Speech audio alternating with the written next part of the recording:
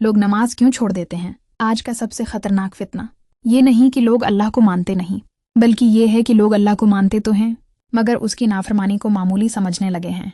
लोग कहते हैं अल्लाह बहुत रहीम है, वो माफ़ कर देगा। दिल साफ होना चाहिए, और यही सोच आहिस्ता आहिस्ता इंसान को नमाज से दूर कर देती है। शैतान इंसान को फौरन काफिर नहीं बनाता, वो बस एक चीज़ करता है, वो गुनाह को आम बना देता है। पहले एक नमाज कज़ा होती है, फिर दूसरी, फिर इंसान के दिल में दर्द खत्म होने लगता है, फिर अजान भी सिर्फ आवाज़ लगती है, अल्लाह की पुकार नहीं। सोचो, अगर किसी बादशाह का बुलावा आए तो इंसान सब कुछ छोड़कर भागता है, मगर यहाँ आसमानों और ज़मीन का रब बुला रहा होता है और इंसान कहता है अभी मूड नहीं, थका हुआ हूँ, बाद में पढ़ लूँगा। फिर भी हम खुद को महफूज समझते हैं। क्यों?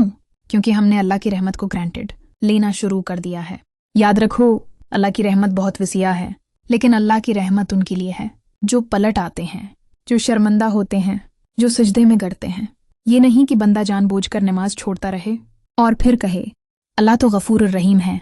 कुरान में अल्लाह फरमाता है इनके बाद ऐसे लोग आए जिन्होंने नमाज ज़ाया कर दी और ख्वाहिशात के पीछे चल पड़े। आज दुनिया ने इंसान को इतना मसरूफ़ कर दिया है कि मोबाइल के लिए वक्त है, ड्रामों के लिए वक्त है, दोस्तों के लिए वक्त है, मगर अल्लाह के लिए नहीं। और सबसे खौफनाक बात, इंसान को अपनी हालत का एहसास भी नहीं रहता। दिल सख्त हो जाता है, रूह कमज़ोर हो जाती है और नमाज बोझ लगने लगती है। हालांकि प्रॉफिट मोहम्मद की आखिरी नसीहत क्या थी? नमाज नमाज, क्योंकि रसूल अल्लाह जानते थे एक वक्त ऐसा आएगा जब उम्मत दुनिया में इतनी खो जाएगी कि अल्लाह की पुकार भी उन्हें न जगा सकेगी। आज अगर दिल में ज़रा सा भी खौफ बाकी है तो वापस आ जाओ, क्योंकि सबसे खतरनाक इंसान वो नहीं जो गुनाह करता है, बल्कि वो है जो गुनाह करके भी मुतमईन रहता है। नमाज सिर्फ फ़र्द नहीं, ये तुम्हारी रूह की ज़िंदगी है।